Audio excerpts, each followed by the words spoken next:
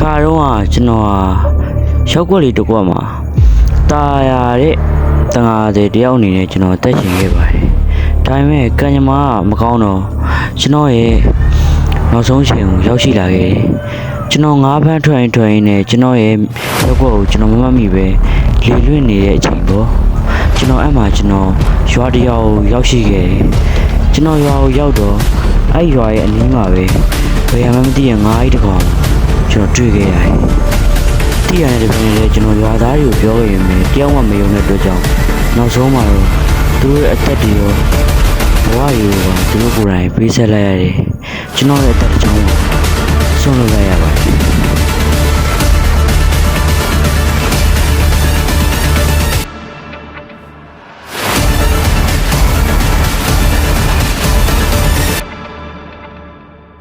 ဒါနဲ့ကျွန်တော်ဗီဒီယိုလေးကိုကြိုက်ရဆိုရင် brother အနေနဲ့ subscribe လေးလုပ်ထားဖို့လိုပါတယ်ဒါမှကျွန်တော်နောက်ထပ်ဗီဒီယိုတင်ဖို့အားရှိမှာဖြစ်ပါတယ်ငါလည်းငားမြတော့မယ့်ချိန်ရောက်ပြီငါရဲ့လူကတော့ဒီငားမြတာပဲပေါ့နော်ကျွန်တော်ကတော့ဒီငားမြရတာကိုကျွန်တော်သဘောကျရပါတော့ကျွန်တော်ဦးလေးကိုကျွန်တော်ပြောမှရမယ်ဟောမဦးလေးကျွန်တော်ငားသွားများဖို့ဗျအေးသွားများလေကွာမင်းဒါလုံးနေကြလို့ပဲဟုတ်ကဲ့ပါဦးလေးဦးလေးကျွန်တော်ပြောတာပါဗျဦးလေးဒါနဲ့ဦးလေးအင်ကြီးကျွန်တော်ခဏမှာသွားမယ်ဗျာပြင်မှာကျွန်တော်မိုးတွေပါရွာရင်ကျွန်တော်မိုးကအင်ကြီးပုံစံမျိုးဖြစ်အောင်လို့ပေါ့ဆိုတော့ဒီအင်ကြီးကိုပြီးတော့ပဲငါသွားလိုက်ရအောင်ရပြီအရင်ဆုံးကျွန်တော်ငါမများခင်လမ်းထက်ကမုတ်ဆိုင်မှာမုတ်ဝင်စားမယ်ပေါ့နော်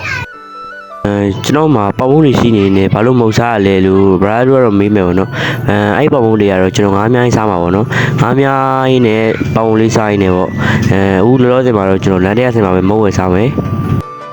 ကျွန်တော်ရှိမှဆိုရင်တော့တွဲရီတွေ့ရပြီပေါ့နော်ဒါကတော့ကြော်ကြီးအတွဲဖြစ်ပါတယ်အဲ့တော့ကြော်ကြီးမင်းကစောနဲ့ငါစောမရှိဘူးကိစ္စမရှိဘူးကျွန်တော်မုတ်စားဖို့ကအရင်ရေးကြည့်ရပေါ့နော်ကျွန်တော်ဘိုက်ကအရင်ရေးကြည့်တယ်ကျွန်တော်ဘဝမှာရေးကြည့်တော့ကျွန်တော်ရဲ့ဘိုက်ပဲပေါ့နော်ဆိုတော့ကြော်ဒီမှာမုတ်ကိုကျွန်တော်စပိုက်တာလို့ဝင်ပြီးတော့ကျွန်တော်အကျွေးစားမယ်ပေါ့နော်အခုလည်းကျွန်တော်အကျွေးစားရမယ်အရင်လူရှင်းလိုက်မယ်ဗျမင်းအကျွေးနဲ့အခါမှလည်းရှင်းရတော့မရှိဘူးဟောဗျာဒီခါတော့တကယ်လာပြီးမှာပါဗျအရင်လူတွေကအဲ့တော့လည်းမဟုတ်ပါဘူးဦးလေးကလည်းကျွန်တော်ဘလောက်ဒီဂရိကြီးလည်းမတည်တယ်အဲ့ဒါပဲကြည့်ရောကြည့်ရတော့ဦးလေးကျွန်တော်သွားလိုက်ဦးမယ်ဟာလုံကြုံကြီးကအချောကြီးကအဲ့ဒါရေးမကြည့်ဘူးတော့ဒီလောဆယ်မှာတော့ကျွန်တော်ငားများဖို့အချိန်မရှိတော့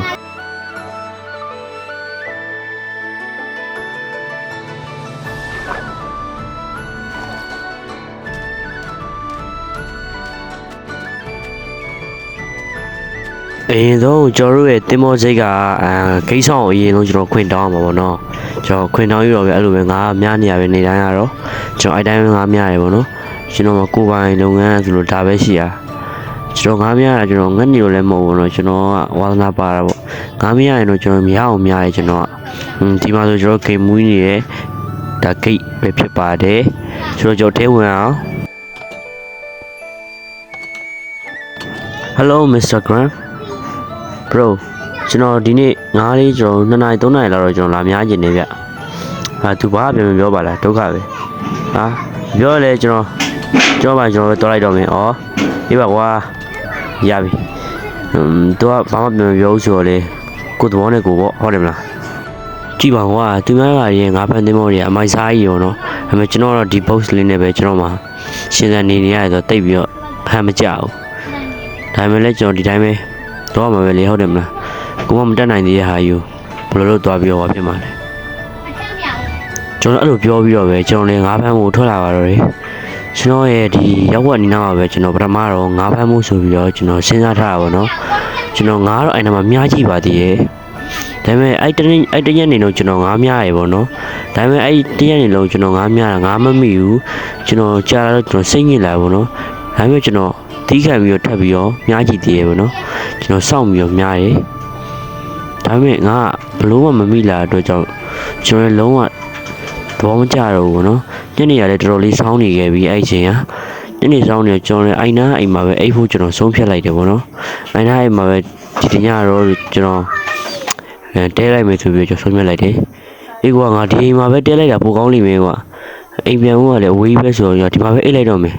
ဟုတ်တယ်ဒီမှာအိတ်လိုက်ရအောင်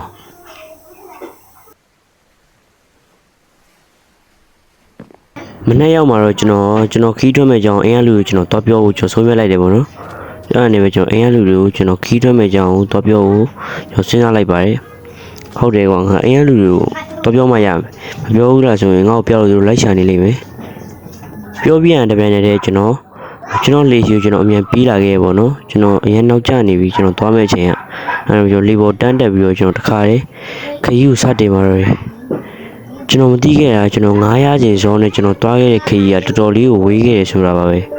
နောက်ဆုံးမှာကျွန်တော်ရောက်ွက်ကြီးကကျွန်တော်ရှာမတွေ့တဲ့အထိကိုကျွန်တော်ဝေးသွားခဲ့တယ်ပေါ့နော်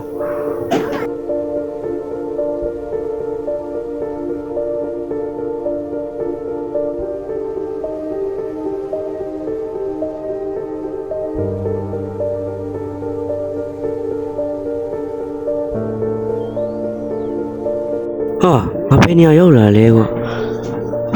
ငါရောက်လာနေရတော့ငါမသိတော့ဘူးပေါ့နော်ငါကလည်းအခုကတစ်ကောင်စားနှစ်ကောင်စားပဲရသေးတယ်ငါဘယ်ကနေပြန်မလဲပြန်လဲအောင်လဲကျွန်တော်မသိတော့ဘူးဆိုကျွန်တော်ဒီမှာပဲကျွန်တော်ငါးများနေရမှာလားဆိုရောက်တော့ကျွန်တော်ပြန်ရှားမယ်ပေါ့နော်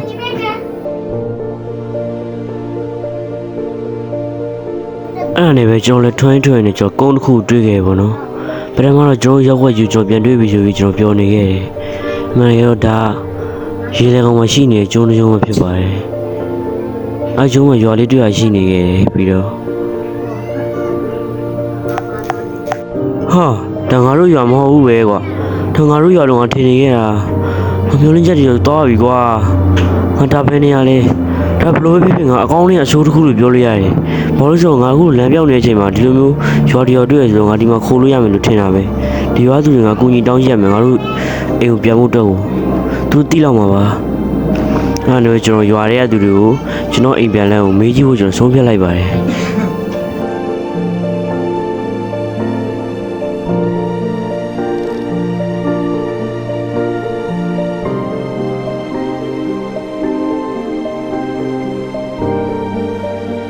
ရွာပုံစံလေးတော့တတရရှိမယ်လို့ကျွန်တော်ထင်တာပဲ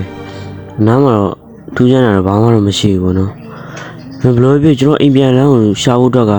ကျွန်တော်ဒီကရွာသားတွေကျွန်တော်မေးကြည့်ရမယ်ဒီကရွာသားတွေသဘောကောင်းမှဒီကိုရှူတောင်းမှာပေါ့နော်ဒီနေ့တော့သူရှိတယ်အိမ်ထဲမှာလည်းဘယ်သူမှမရှိပါလားကွာဒီကအိမ်မှာစိုက်ပျိုးသမားတယောက်တော့ရှိရဲကွာသူ့မေးကြည့်ရမယ်ဦးလေးဘာလဲအလုံးမအောင်လာမရှုံးနေ ဟောကျွန်တော်မတိရတခုမေးကြည့်လို့ပါ ဘာလာမင်းနေရငါဒီမှာလုံးရှုံးနေ ဟုတ်ကဲ့ပါဗျာဟုတ်ကဲ့သူကသဘောမကောင်းကြဘူးကွာကျွန်တော်ကမှနောက်တဲ့ရွာသားတယောက်နဲ့တွေ့ရပါတော့အဲ့ရွာသားကျွန်တော်နဲ့စကားတွေအများကြီးပြောပြီးပြင်မဲ့ဒါပေမဲ့သူကကျွန်တော်ရဲ့ရောက်ကွက်ကိုတိမနေခဲ့ဘူးအားနဲ့ပဲကျွန်တော်လည်းစိတ်ရင်းနဲ့ပြန်ထွက်လာခဲ့တယ်ပေါ့နော်ကျွန်တော်ရွာထဲမှာတဲဟိုသူတို့ခွင့်တောင်းပြီးမဲ့သူတို့ကကျွန်တော်ခွင့်မပြုကြဘူးအဲ့ဒါကျွန်တော်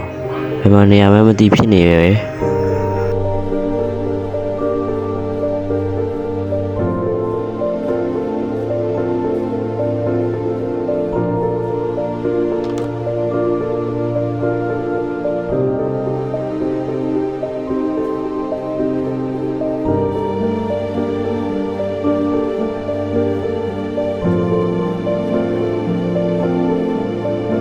နောက်ဆုံးမှာတော့ကျွန်တော်ရဲ့ဘဝကိုကျွန်တော်ကိုယ်တိုင်ကျူးထောင်ကိုကျွန်တော်ဆုံးဖြတ်လိုက်ပါတော့တယ်။အဲ့ဒါနဲ့ပဲကျွန်တော်အစာရေးရှာတယ်ပြီးတော့ကျွန်တော်နေမဲ့နေရာတစ်ခုလုံးစဉ်းစားလိုက်ပါတယ်။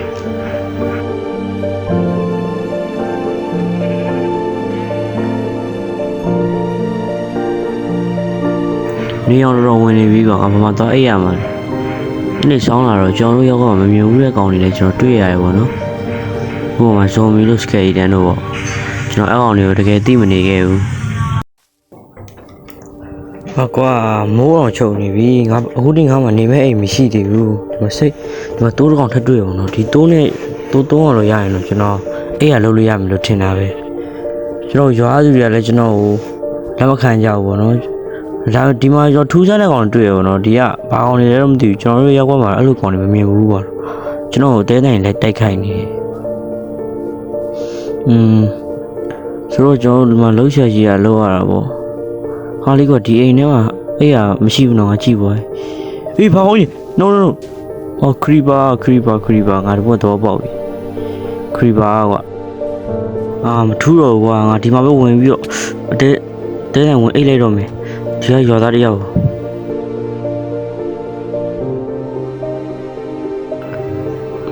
မိုးလင်းသွားပြီပေါ့ပြင်ထွက်ခြင်းဟေးဘုံဆိုမီnoအဲ့ဒါကျွန်တော်လည်းနေတာဘော်တဲကိုသွားဖို့ဆုံးဖြတ်လိုက်ပါတယ်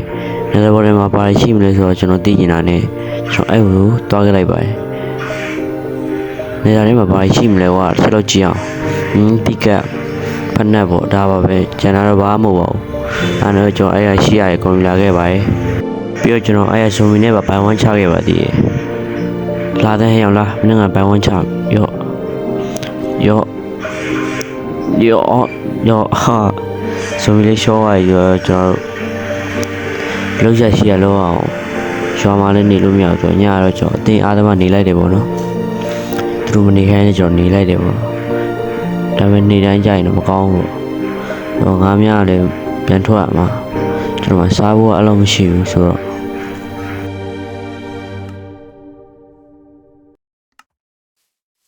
အဲ့ဒါပဲကျွန်တော်ကြောက်နေခဲ့တယ်အမှတူးခဲ့ပါသေးတယ်ကြောက်နေတဲ့လိုမှဆိုတော့ကျွန်တော်ကြောက်နေခဲ့အမှတူးခဲ့ပါတယ်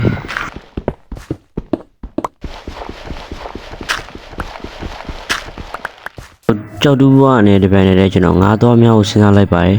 ကျွန်တော်ငါးလည်းတိတ်မရှိတော့ဆိုကျွန်တော်ငါးသွားများကိုဆုံးဖြတ်လိုက်ပါတယ်အေးရှိပါဘာကြီးဟာဟေးငါးကြီးပဲနော်ပြောက်သွားငါးကြီးပဲတော့ကြပါအောင်မဖြစ်ငါရွာသူတို့အများဆုံးသွားပြောရမယ်။ရိုင်းထားမှဆိုငါ့ကိုကြွားပြီးတော့ဒုက္ခရောက်သွားနိုင်တယ်။ဒါကငါရွာသူတို့အများသွားပြောရမယ်။သူ့ပုံစံကျွန်တော်တစ်ချက်ကြည့်အောင်တေချာလေး။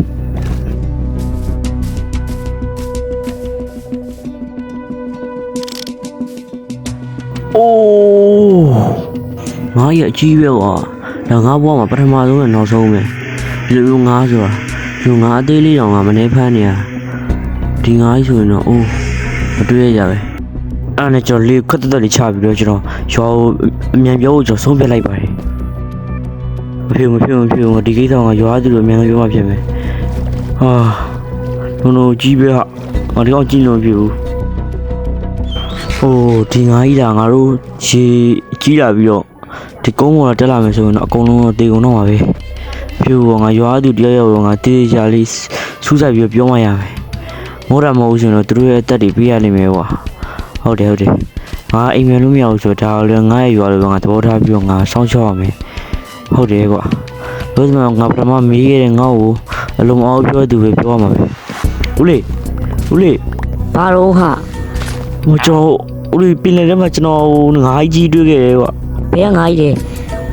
မင်းရောလာလိမ်နေရတယ်ကွာဒီမှာလှုပ်ပြီးမအားကြတယ် ဟုတ်ပါဗျာအဲ့ဟိုလိုင်းကျွန်တော်ရွာထဲမှာဟိုရွာပြင်ပြမှာကျွန်တော်အဲ့ငါးကြီးတွေ့ခဲ့တယ်ဗျဟာတော်လည်းငါဘာပြန်မပြောဘူးဟာအကုန်လုံးဒုက္ခရောက်တော့မှာပဲဒုက္ခပဲကွာရေမိုးတွေကလည်းချက်ချင်းရွာလာတယ်ပင်လေတက်လာမယ်ဆိုရင်တော့ဒီရွာကတော့ရွာလုံးကျုပ်အကုန်လုံးတေကုန်တော့မှတေးကြတယ်ငါပြောရလဲကိုတယောက်မှမယုံရောက်ဆိုတော့လေကိုတိုင်းနဲ့ကိုကံမို့ကွာဘလို့ချင်းမှာတော့ငါနေမဲ့နေရာတစ်ခုကကြိုးစားပြီးတော့ဖန်တီးရမယ်အဲ့ဒါနဲ့ပဲကျွန်တော်နေမဲ့နေရာတစ်ခုကျွန်တော်စောက်ဖို့ကျွန်တော်ဆုံးဖြတ်လိုက်ပါတယ်နေရာစောက်မဆိုတော့ကျွန်တော်အမိုးလေးရှိရင်ကျွန်တော်ရပြီပေါ့နော်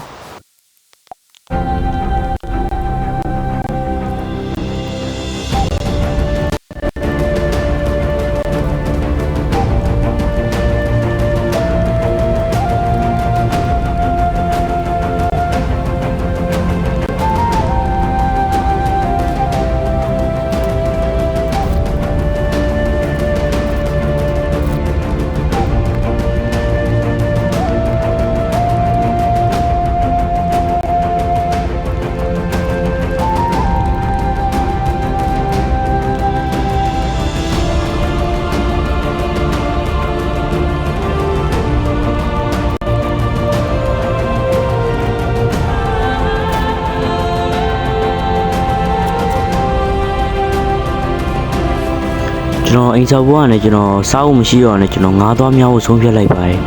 ကျွန်တော်ငါးသွားများပြီးအပြန်လာမှာတော့ကျွန်တော်ရဲ့ရွာလုံးကျို့အကုန်လုံးကျွန်တော်တို့ပျက်စီးနေခဲ့ပြီ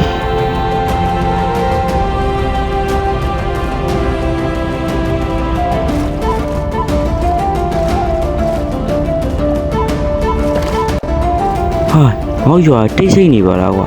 မင်းတို့စူးစူးညံတန်လည်းမကြောက်ဘူးငါလေုံငါရင်တော့ငါပြန်ယူရမယ်ရွာရည်နဲ့6ကန်လေလိုပဲ no ဘလို့ဖြစ်တာ no အိုးငါကြီးတောက် no ရောငါရွာပြက်စီးသွားပြီ no ရောငါကြီးပဲဟာပက်ပေါ်လာပြီ no ငါရွာရသွားပြီဟုတ်ပါတယ်ကျော်ရွာယူသူကဝါမြပြလိုက်ပါပြီသူ့ရဲ့ပါသက်တဲ့မီးနဲ့မှုတ်ပလိုက်တော့ကျွန်တော်ရွာကြီးကပေါက်ဝဲမှုတွေဖြစ်ကုန်ပါတယ်သူကတော့ကျော်ရဲ့ပင်လယ်ပင်ပဲဖြစ်ပါတယ်သူကစားရရမ်းစားလောင်ပြီးတော့ကျွန်တော်ကုန်းမော်ဒီကိုတက်ပြီးတော့ဒုက္ခပေးခဲ့တာပါကျွန်တော်ဒီကောင်ကြီးကိုပထမတော့တိုက်ခိုက်ဖို့ဆုံးဖြတ်ခဲ့ပါတယ်ပထမကတော့ကျွန်တော်တို့အစီအစဉ်ကဟုတ်မလို့နဲ့နောက်ပိုင်းမှာတော့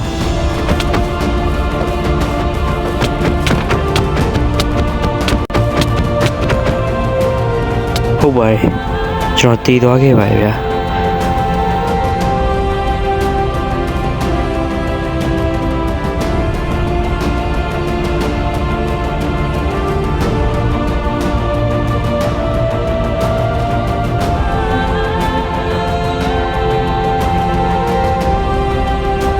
အားလုံးပဲဒီနေ့ဗီဒီယိုလေးလောက်ပါခင်ဗျာကျွန်တော်နောက်တဲ့ဗီဒီယိုမှာပြန်ဆောင်ကြပါမယ်ကျွန်တော်ရဲ့ကောက်လေး subscribe မလုပ်သေးဆိုတော့အားလုံးပဲ subscribe လုပ်ပေးကြပါဦး bye bye